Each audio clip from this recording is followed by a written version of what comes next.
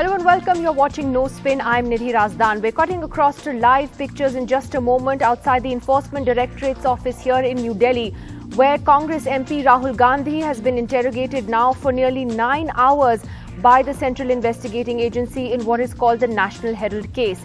The Gandhis have strongly denied any wrongdoing. The government, however, the BJP, has launched a full-scale political attack on the Gandhi family and on the Congress regarding this case, saying that it exposes corruption. Now, earlier today, these were the chaotic scenes outside the ED with Congress leaders, MPs, workers all trying to march to the ED office. They courted arrest because Section 144 was imposed there, which basically meant that more than 4 people couldn't gather in the area.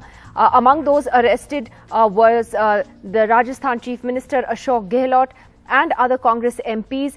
Congress MP and former Home Minister P Chidambaram was also pushed around by the police today and in fact has sustained a rib injury as a result of that. Mr. Chidambaram joining us now on NDTV Live this evening.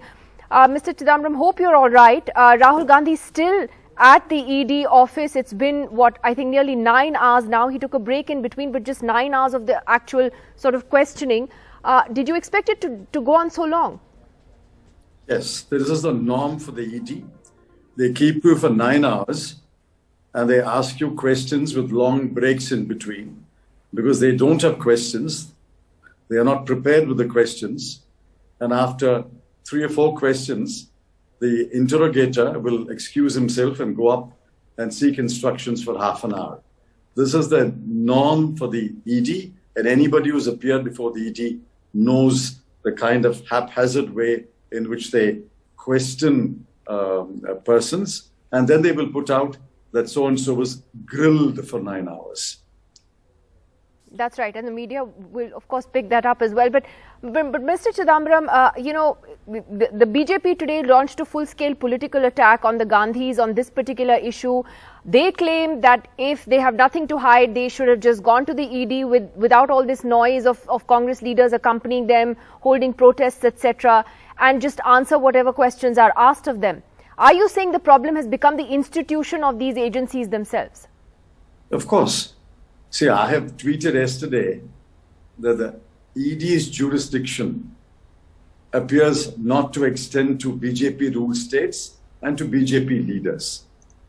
So they have looked at this law with an evil eye and an unequal hand. And therefore, in a democracy, we're entitled to protest against this kind of application of the law. And look at the way they're applying the law. Anyone familiar with the PMLA, the Prevention of Money Laundering Act, knows the first requirement is there must be a scheduled offense.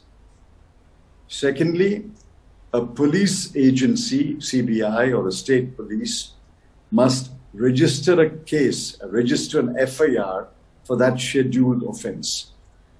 Only then, the third step is the ED commencing an investigation for a possible PMLA violation. Now here, what is the scheduled offense? They have still not told us what the scheduled offense is. And there's no FIR.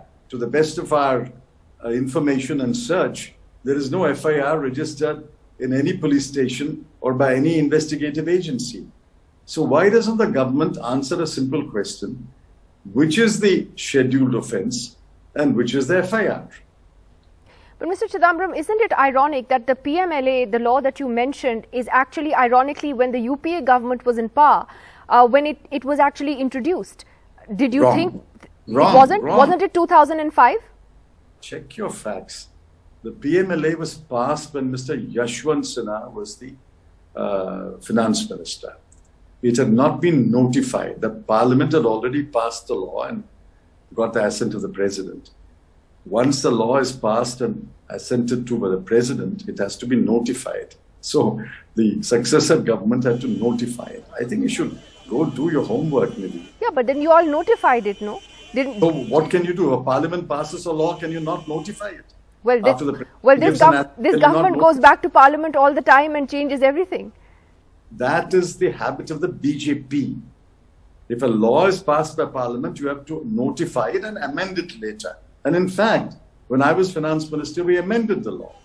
We amended the law to bring down the rigors of a couple of sections. We amended the law, but it was again amended by the BJP. So may I ask you then, I mean, we're still waiting for Rahul Gandhi to come out of the ED office, but is this going to be now a political battle with the ED also now as a sort of adversary politically? ED is not our adversary.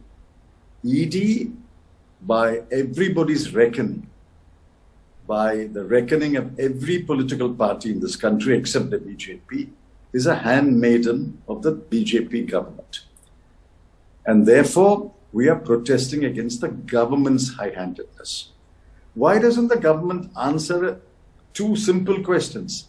Which is the scheduled offence in respect to which there has been a criminal activity and there are proceeds of crime? And which is the police agency or investigative agency which has registered an FIR? Give us a copy of the FIR. All right. Imagine somebody barging into your house and telling you, come to the police station, without even telling you what the FIR is. Well, 10 hours and counting now. It's been nearly 10 hours and counting now. Let's see how much longer this goes on. Mr. Chidambaram, thank you very much for joining us on NDTV this evening. Thanks very much.